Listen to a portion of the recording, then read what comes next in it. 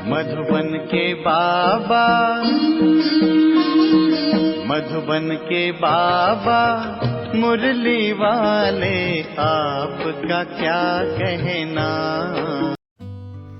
ओम शांति।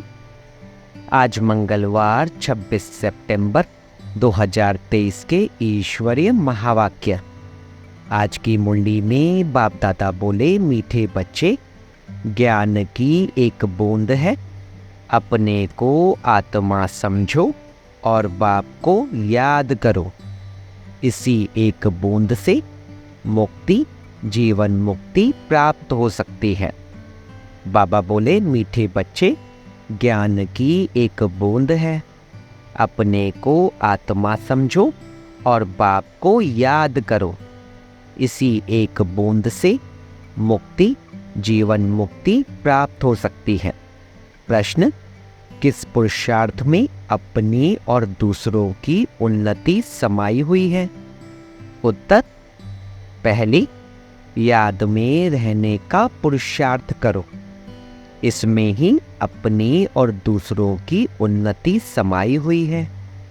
तुम बच्चे जब याद में बैठते हो तो जैसे दूसरों को शांति का दान देते हो। दूसरा, आपस में दे अभिमान की जिस्मानी बातें छोड़ रूहानी बातें करो तो उन्नति होती रहेगी। तुम्हें बाप का शो करना है। जितना शो करेंगे, सबको शांति और सुख का मार्ग बताएंगे, उतना इजाफा अर्थात इनाम मिलेगा। आज का गीत, तू प्यार का सागर है। ओम शांति। यह भक्ति मार्ग में गाते आए हैं, महिमा करते आए हैं।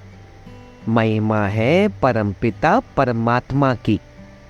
जैसे भक्ति मार्ग में अनेक प्रकार के गायन होते हैं, उत्सव मनाते हैं, वह भी गायन है। कोई भी मनुष्य साधु संत आदि का गायन नहीं हो सकता। गाते हैं वह ज्ञान का सागर है। एक भी बूंद मिले तो हम यहाँ से चले जाएंगे।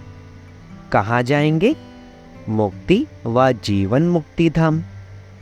महिमा होती रहती है, परंतु उनकी महिमा को जानते नहीं हैं।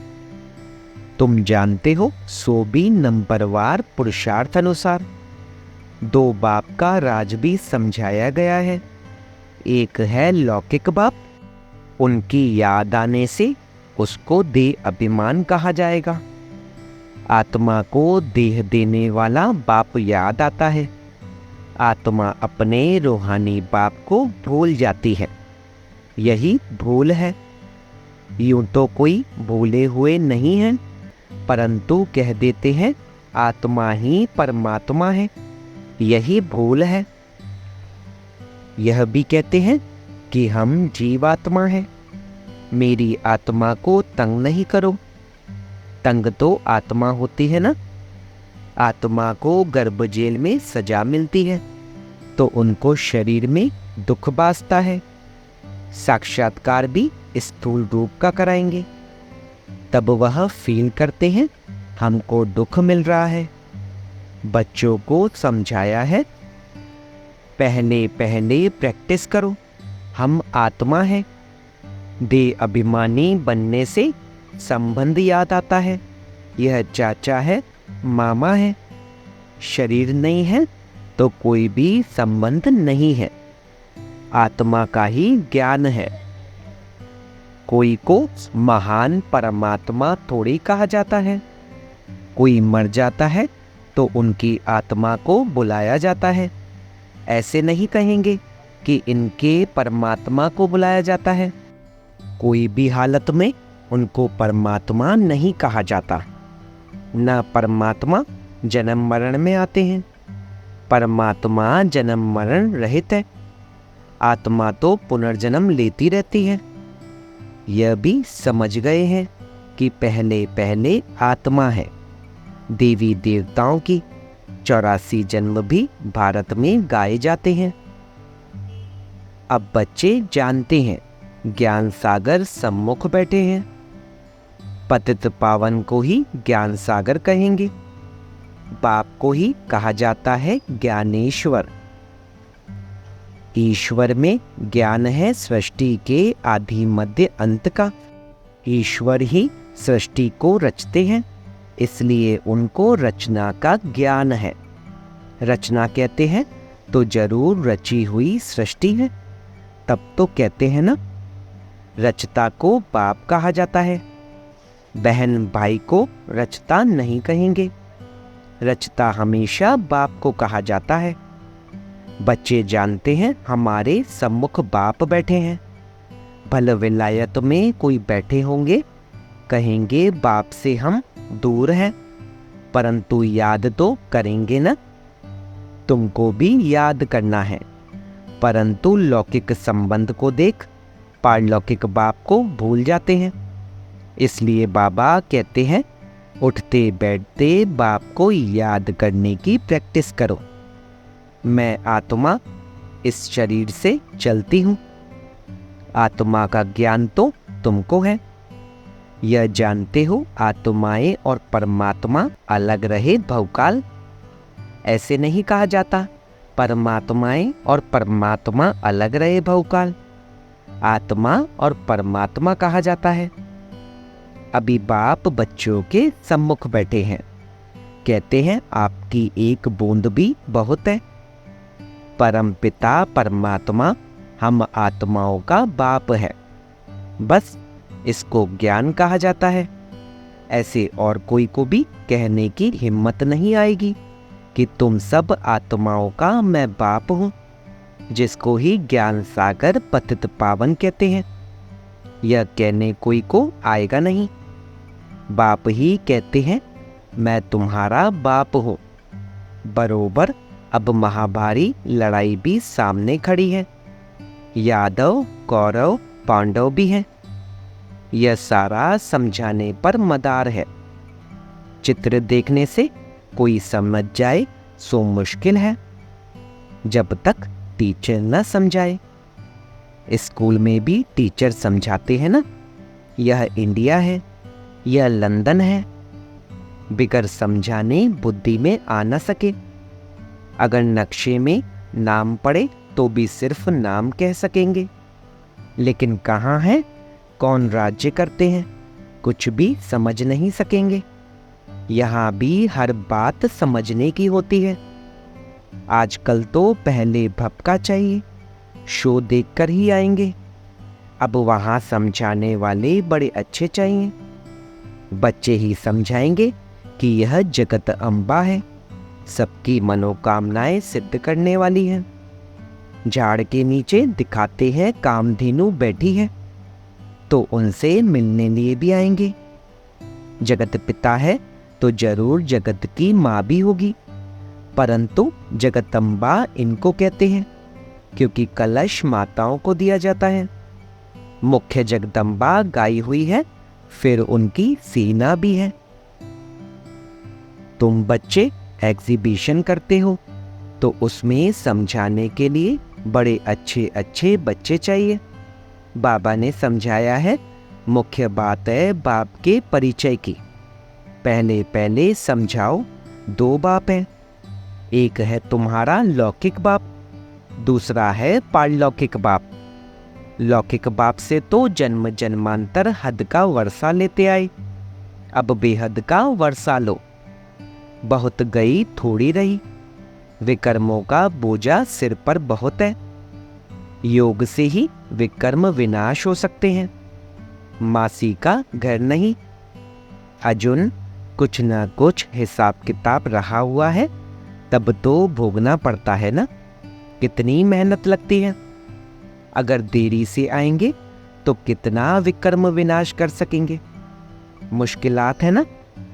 यह तो तुम ढिंडोरा पिटवा दो, जो कोई फिर उल्हना न देवे। तुम कह सकेंगे हम तो ढिंडोरा पिटवाते, अखबार में डलवाते थे। जितना हो सके निमंत्रण तो सभी को मिलना चाहिए। बेहद के बाप से बेहद का वर्षा लेने का पुरुषार्थ करो। खूब निमंत्रण पत्र बांटो। सबसे जास्ती सर्विस दिल्ली में हो सकती है, दिल्ली है सारे भारत की गद्दी। वहाँ सभी अखबारों के एजेंट्स रहते हैं। अखबार द्वारा भी इत्तला करना है। लौकिक बाप से तो जन्म जन्मांतर वर्षा लेते आए, अभी फिर पारलौकिक बाप से वर्षा लो। जिस वैकुंठ को याद करते हो उसका वर्षा बाप से आकर लो। सभी अखबारों में डालते जाओ। शिव बाबा का बर्थ प्लेस है भारत। सभी का उद्धार करने वाला एक ही बाप है। तो सबसे बड़ा तीर्थ परमपिता परमात्मा पतित पावन का हुआ ना। परंतु यह किसको पता नहीं है। क्राइस्ट, इब्राहिम, बुद्ध आदि सभी पुनर्जन्म लेते लेते अभी अंतिम जन्म में हैं। क्रिश्चियन लोग खुद भी कहते हैं क्राइस्ट यहाँ ही किसी जन्म में है। क्रिश्चियन लोग भी झाड़ को मानते हैं, नहीं तो इतनी आत्माएं कहाँ से आती हैं। जरूर सेक्शन है जहाँ से आते हैं। हिस्ट्री फिर रिपीट जरूर होगी। यह झाड़ बड़ी अच्छी चीज है, परंतु इनकी वैल्यू बच्चों के पास नंबरवार है। बच्चे दूसरों को समझाने के लिए प्रदर्शनी आदि करते हैं। इसमें कोई आर्ट का शो नहीं करना है। आर्ट गैलरी में तो व्यर्थ के चित्र रखते हैं, समझते हैं यह आर्ट है। देवताओं की पतली कमर आदि के किस्म किस्म के चित्र बनाते हैं। वहाँ देवताओं की तो नेचुरल ब्यूटी रहती है। इस समय तो 5 तत्व भी तमो प्रधान है। सतयुग में 5 तत्व भी सतो प्रधान होते हैं। श्री कृष्ण गोरा और श्री कृष्ण सावरा गाया हुआ है। वहाँ शरीर की मरम्मत नहीं होती। यहाँ तो देखो कितनी मरम्मत करनी पड़ती है। वहाँ तो भल बुरा हो जाए तो भी दांत आदि सभी साबुत रहते हैं। दांत टूट जाए तो डिसफिगर हो जाए। वहाँ तो एकदम फर्स्ट क्लास 16 कला संपूर्ण रहते हैं। लूले लंगड़े होते नहीं। यहाँ तो देखो कैसे लूले लंगड़े जन्म लेते हैं। तो तुम ऐसे परिस्तान के मालिक बन रहे हो। एक ही मुसाफिर आकर परिस्तान में ले जाते हैं। तुम मुसाफिर यहाँ पाट बजाते बजाते पतित बन जाते हो। आत्मा काली हो जाती है। बाप तो एवर हुसैन है, उनमें कभी खाद नहीं पड़ती है। मैं तो सच्चा सोना हूँ, इसलिए मुझे बुलाते हैं। एवर पावन को ही बुलाते हैं। बाबा आओ, हमको भी आप समान बनाओ। तुम एवर पावन तो नहीं बनेंगे। बाकी सतो प्रदान में तो सबको आना है, परंतु उनमें भी नंबरवार है। नाटक में एक्टर्स भिन्न भिन्न होते हैं ना।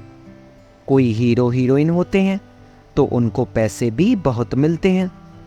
अभी तो गवर्नमेंट सबके पैसे पकड़ती रहती है। किनकी दबी रहेगी धूल में, किनकी राजा खाए। सफली होगी वह जो खर्चे नाम धनी की, क्योंकि धनी आया हुआ है स्वर्ग की स्थापना करने। जो बाप के मददगार बनेंगे उन्हों का ही सेफ रहेगा। तुमको तो वहाँ ढेर की ढेर मिल्कियत होगी। कितना सोना हीरे जवाहर आदि होंगे, परंतु तुमको उसकी कोई भी परवाह नहीं रहती है। तुमको कोई लूटेंगे थोड़े। हीरे सोने आदि की खानियां सब तुमको नई नई मिलेंगी। पत्थरों मुआफिक हीरे पड़े होंगे, सब तुमको मिल जाना है। जैसे ईंटों के महल बनते हैं, वहाँ सोने के महल बनाते रहेंगे। धनवान प्रजा भी सोने के महल बनाएगी। जो पूरे दानी बनते हैं वह भी सोने के बनाते हैं। बाबा सब बातें बतलाते रहते हैं। ऐसे भी नहीं कहते तुम भूख मरो। बच्चों आदि को भी संभालना है। रचता का फर्ज है संभाल करना, दुखी नहीं करना है। भूख नहीं मरना है, रहमदिल बनना है।